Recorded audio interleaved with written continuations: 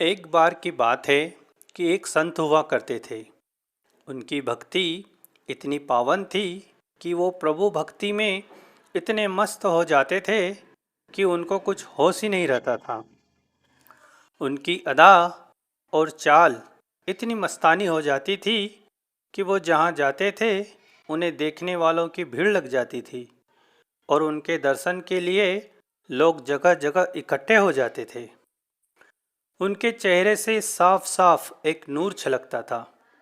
देखने मात्र से ही वह भगवान के परम भक्त नजर आते थे। वह संत रोज सुबह प्रातःकाल 4 बजे से उठकर ईश्वर का नाम लेते हुए घूमने निकल जाते थे। एक दिन वो रोज की तरह मस्त होकर प्रभु नाम की मस्ती में झूमते हुए जा रहे थे तो रास्ते में उनकी नज़र एक देवदूत पर पड़ी। उस देवदूत के हाथ में एक डायरी थी। संत ने देवदूत से पूछा, आप यहाँ क्या कर रहे हैं और ये डायरी में क्या है? देवदूत ने जवाब दिया कि इस डायरी में उन लोगों के नाम हैं जो प्रभु को याद करते हैं। यह सुनकर संत के मन में शंका हुई कि क्या उनका नाम भी इस डायरी में होगा। तो उन्होंने उस देवदूत से पूछा कि क्या मेरा नाम भी है इस डायरी में? तो देवदूत ने कहा, आप खुद ही देख लीजिए, और डायरी संत के हाथ में दे दी। संत ने डायरी खोलकर देखी तो उनका नाम उस डायरी में कहीं नहीं दिखा। इस पर संत थोड़ा मुस्कुराए और फिर अपनी मस्ती में प्रभु को याद करते हुए आगे चल दिए। दूसरे दिन फिर वही देवदूत उस जगह पर वापस दिखाई दिए, पर इस बार संत ने ध्यान नहीं दिया और अपनी मस्ती में चलते रहे। इतने में उस देवदूत ने आवाज लगाकर कहा, महाराज आज डायरी नहीं देखोगे? तो संत मुस्कुरा दिए और कहा, भाई तुम्हारी मर्जी है तो देख लेते हैं। और जैसे उन्होंने डायरी खोलकर देखी तो उनका नाम सबसे ऊपर ही था।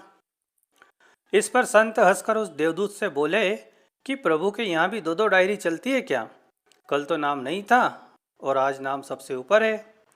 उस पर देवदूत ने कहा कि महाराज आपने जो कल डायरी देखी थी वो उन लोगों की थी जो लोग ईश्वर से प्यार करते हैं और उनको याद करते हैं।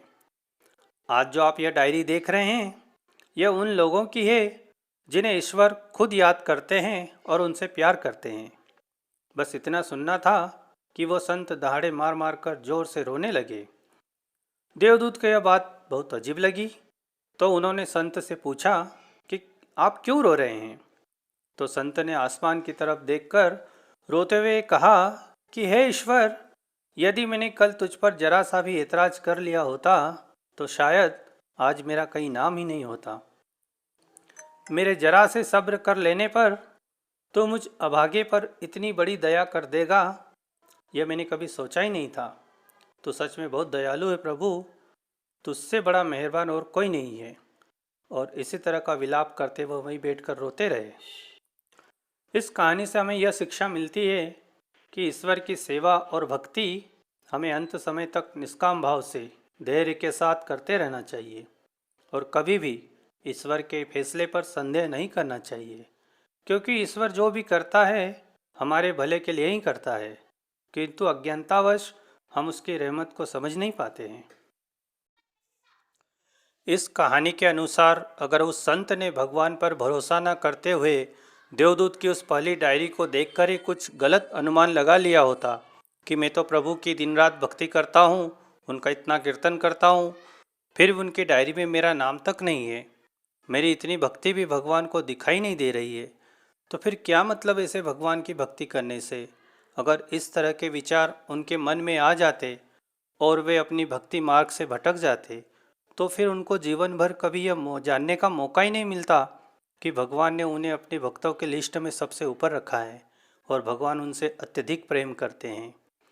भगवान भी कभी कभी अपने भक्तों को आजमाते हैं, वे देखना चाहते हैं कि मेरे भक्त में कितना धैर्य है। दोस्तों, अगर आपके जीवन में भी कभी ऐसा समय आ जाए कि आप अच्छा कर रहे हों फिर भी आपके साथ बुरा हो रहा है तो समझ लेना कि भगवान आपको आजमा रहे हैं। उस वक्त इस कहानी को याद करते हुए धैर्य बनाए रखना, क्योंकि भगवान जब अपने भक्त को कुछ देना चाहते हैं तो पहले उसकी परीक्षा जरूर लेते हैं। राधे राधे, जय श्री कृष्ण।